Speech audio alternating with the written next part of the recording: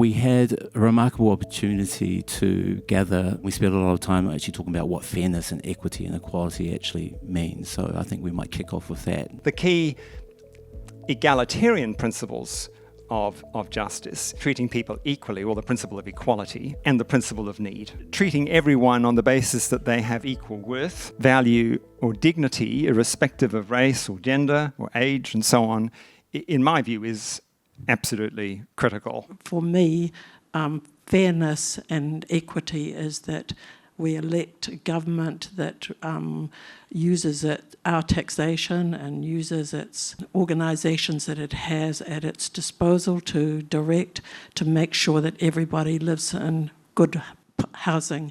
And at the moment, we're extremely concerned that while people are no longer being admitted in any numbers to emergency housing, and a lot of them have left it, the government has no idea where they are and doesn't consider it important that a great number of those people are children. I'm chairing the Infrastructure Commission. We have done an interesting report that came out a month ago, Fairness Views about Infrastructure in New Zealand, and that's a big issue because average households spend something like $13,000 on infrastructure. I'm talking about roads, I'm talking about social buildings, hospitals, schools. We often don't talk about who's going to fund these things when they're publicly provided. And that is hugely important if you're interested in equity. This is all much easier if there's economic growth. Yes. Yeah. And if there isn't growth, and we hear plenty of proposals for zero growth or degrowth, things are going to get a lot harder to get equity. One needs to think very carefully about the kind of growth. Some types of economic growth may be damaging to long-run economic growth because it undermines the natural world, destroys species, and so on and so on. I think it's really essential that we think about social infrastructure. And I'd like to talk briefly about housing, and particularly where the previous government decided to increase the number of public housing, state housing. And this was on the basis of the right to housing and the inequities between different ethnic groups, with Pacific people having even lower home ownership now than Māori. If you think about who's going to pay, there's a very positive cycle if you're building investments of houses above code.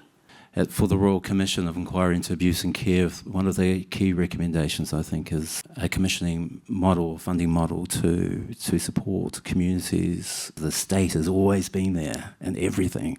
The strong voice was that the state needs to step back and communities need to step forward. More and more New Zealanders think that having risk-related insurance premiums is fairer than having some sort of community-based common pooling of risk. Wellington cops it quite badly when it comes to risk-rated premiums, and as a consequence, for homes of roughly the equivalent value between Auckland and Wellington, Wellingtonians are paying about twice as much. Surveys indicate roughly 45% of people think that's good, that's fair. But then there's an alternative intuition, which is to say, no, that's not fair, because many people have no control over the risks associated with their homes. On tax, well, I should answer this because I used to be Treasury Secretary. I do recall more than one minister from more than one government over the years talking about how we could design or redesign tax systems, partly for equity reasons, not entirely. And quite often being disappointed with what we would come back with. But to be a bit more positive, what should we do? Capital gains tax. Everybody else in the OECD's done it. And tax bad stuff. It seems more recently that the obligations are extending beyond states to include corporates now. And I think about the right not to be tortured, for example, in the Universal Declaration, and life, liberty and security, and the Royal Commission inquiry into Lake Alice and other institutions, that the obligation there isn't just the state to provide the supervisory functions, it's the people there working there who know what is going on or have a sense that also have these human rights obligations, I think. So gradually we're starting to extend the concept beyond just the state so that we're all complicit in some way and have responsibilities. I'm not particularly optimistic about housing.